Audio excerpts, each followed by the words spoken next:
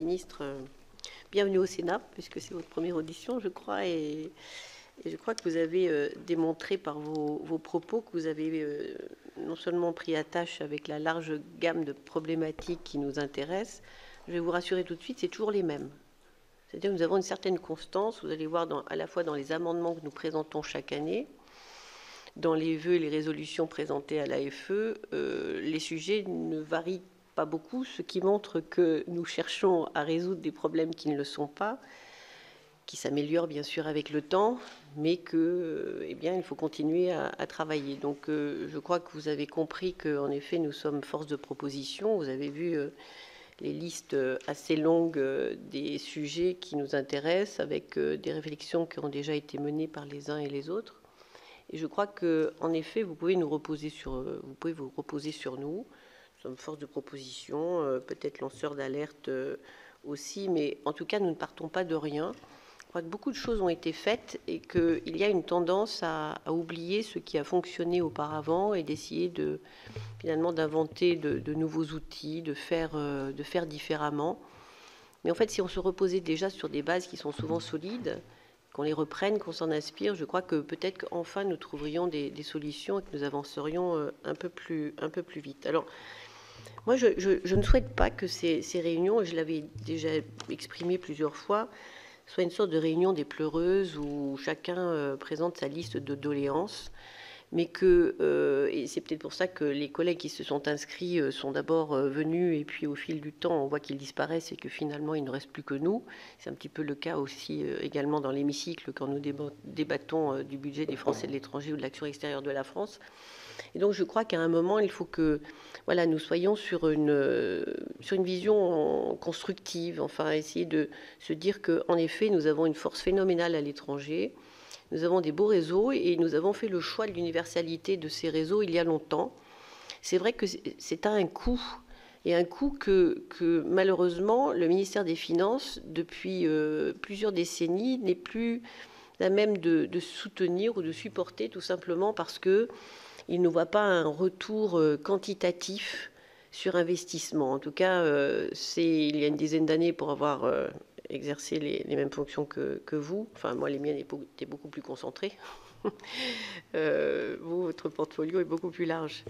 Je sais qu'il était très, très difficile au ministère des Finances de faire accepter, en effet, que le réseau consulaire n'est pas un coût, mais rapporte aussi de l'argent, et que si on investissait, et je vais simplement avancer 2 points dans mon propos. Nous nous attachons au crédit budgétaire.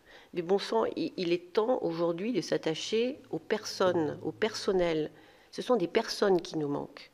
Nous avons, depuis quelques mois, en France, des Français qui ne sont pas heureux d'avoir à attendre plusieurs mois avant de pouvoir obtenir le renouvellement de leur passeport ou de leur carte d'identité.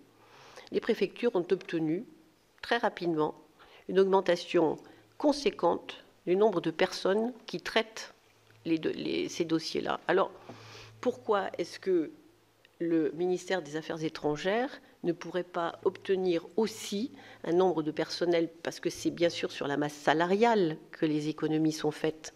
Quand on nous avait annoncé, nous étions, je crois, enfin, peut-être exception en fait, contre la diminution de 10% de la masse salariale. C'était phénoménal ce qui était demandé en 2010.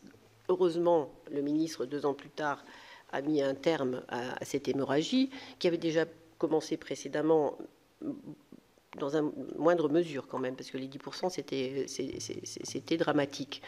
Mais à force de supprimer des postes, bien sûr que c'est la qualité du service public. Donc, je crois qu'à un moment, il faut peut-être que nous changions notre logiciel aussi, et d'arrêter simplement de nous concentrer sur des crédits budgétaires et de demander fortement et ensemble que nous ayons du personnel en nombre suffisant dans des consulats, et mes collègues ont tout à fait raison, enfin, Yann Chantrel en a parlé, de réseaux en souffrance. Moi, c'est ce que j'ai vu dans tous les déplacements que j'ai faits. Des gens qui sont aujourd'hui au bord de la crise de nerfs, qui sont depuis des années dans un métier qu'ils aiment, qu'ils font avec passion et qu'ils n'arrivent plus à faire. Et ça, il faut arrêter cela. On ne peut pas se reposer sur des équipes qui aujourd'hui tournent à minima. parce que les gens ont le droit de prendre des vacances, ils sont parfois malades, et quand on a 3 ou 4 personnes, quand il y en avait 6 ou 7 auparavant, et qu'il ne reste plus qu'une, ben celle-ci craque à un moment. Donc voilà, moi j'ai été témoin de tout cela. Vous allez rencontrer les élus et je pense que c'est une bonne chose. Venir au Sénat, c'est bien, à l'Assemblée aussi. Mais vraiment, bien sûr, je réitère la demande de mon collègue, prenez le temps de rencontrer, je sais que vous l'avez fait, mais de rencontrer ces conseillers qui sont là dans des pays depuis 20 ans, 30 ans, parfois ils y sont nés, et qui ont une connaissance beaucoup plus fine et beaucoup plus complète que les diplomates qui font très bien leur travail, mais qui, eux, sont de passage. Hein, ils sont là pendant 3 ans, 4 ans peut-être, c'est tout. Donc vous pouvez retirer, je crois, une image complète dans cette mosaïque dont on a besoin d'avoir toutes les pièces pour bien comprendre les problématiques d'un pays. Bon, donc réseau éducatif et culturel sous tension également, mais là aussi, faute d'économie demandée depuis longtemps. La ministre paraissait assez optimiste. Alors, je ne sais pas si c'était avant de rencontrer les personnels de Bercy, parce que généralement, quand on vient de Bercy, on n'est pas forcément de bonne humeur toujours. Mais je ne sais pas si elle restera dans le même optimisme après ces rencontres-là. Chaque année, c'est compliqué, il faut taper du poing sur la table. Bon, elle le fera à sa manière. Je sais que à la fois Laurent Fabius et Jean-Yves Le Drian, pour avoir suivi les deux, l'ont fait d'une manière un peu plus masculine, on va dire, à un moment. Mais je crois que c'est absolument nécessaire. Alors, si vous avez besoin de nous, eh bien, vous pouvez nous solliciter. Nous serons là pour vous soutenir. Et puis, quand nous présentons des amendements, ne retoquez pas tout toujours, hein, parce qu'on vous a donné des notes qui vous disent de dire non et voilà, de ne pas accepter. Vous savez, vous pouvez prendre. Après, vous avez le Premier ministre qui vous appelle, qui est très désagréable. Moi, ça m'est arrivé. Mais bon, vous avez pris vos responsabilités. À un moment, il faut aller dans le sens de ce que vous défendez aussi. Et je pense que vous débutez un mandat, c'est un très beau mandat. C'est que vous avez la possibilité de faire des choses. Vous avez envie de faire les choses, en tout cas. On ne vous donnera pas toujours les moyens de les faire, mais donc vous êtes tout feu, tout flamme. Donc allez-y, nous sommes derrière. Vous savez, c'est pas le pont d'Arcole où on se retourne, il n'y a plus personne. Nous sommes là pour vous défendre, pour vous soutenir. Donc voilà. Et puis une petite requête quand même.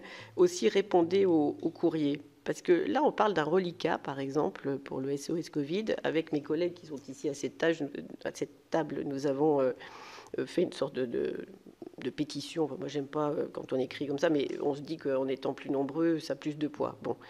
La demande a été faite il y a des mois. Bon, il y a des élections, toutes sortes de choses, mais en fait, on ne sait pas ce qui reste. On ne sait pas combien porte ce reliquat. Donc, si vous répondez au courrier que nous envoyons, on ne pose pas des questions simplement pour faire travailler vos services. On pose des questions parce qu'on a des gens qui nous questionnent et on a envie, par le biais de ces réponses, de les publier, de les partager. Donc si vous faites cet effort, bon, moi j'ai reçu des réponses 1 an après avoir envoyé la lettre. Franchement, ça n'a pas de sens. Je trouve que c'est pratiquement insultant. Donc voilà, et si vous faites, vous rappelez à vos services de répondre le plus rapidement possible, je pense que pour vous aussi, c'est une façon d'avancer et d'avoir avec vous, d'entraîner avec vous beaucoup de monde. Voilà, moi voilà, c'est à peu près ce que je voulais vous dire. Le Goût de France, ça marche bien. Hein, je vais rassurer mon collègue Cadic. Moi, j'ai participé l'année dernière et chaque année. Qu'on soutienne nos restaurants, nos restaurateurs français à l'étranger, tous les arts culinaires, moi je suis tout à fait d'accord. Il y a 1000 façons de le faire et on le fait aussi par le biais de toutes ces associations. Et puis le président a nommé le chef, dont j'ai oublié le nom maintenant, qui le représente à l'étranger et qui fait un magnifique travail. Pour le staff, c'est le dernier point. Je pense que cette mesure a été prise dans la précipitation, n'avait pas été réfléchie. L'annonce a été faite, je me souviens très bien comment ça s'est passé par votre prédécesseur. Et après, on a essayé de mettre en place quelque chose, en se disant, oui, les associations ont besoin de soutien. Moi, je ne pense pas qu'il faut simplement aujourd'hui essayer de mettre quelques sparadraps là sur un truc qui ne marche pas, qui ne fonctionne pas et dont certaines dérives commencent à inquiéter l'administration et puis les élus que nous sommes. Donc je pense que nous avons besoin de repenser ce qui a été proposer en remplacement de quelque chose qui fonctionnait, qui avait été, et d'essayer d'en faire autre chose que... Je crois que les dérives aujourd'hui, je pense que vos services ont dû vous en parler, ne sont pas bienvenues et qu'on a besoin de revoir tout ça, mais de façon fondamentale, pas simplement de se dire on va essayer d'améliorer ce qui existe, de voir pourquoi c'est mis en place et à quoi ça sert. Voilà. Et enfin, la sécurité, je pense que c'est primordial.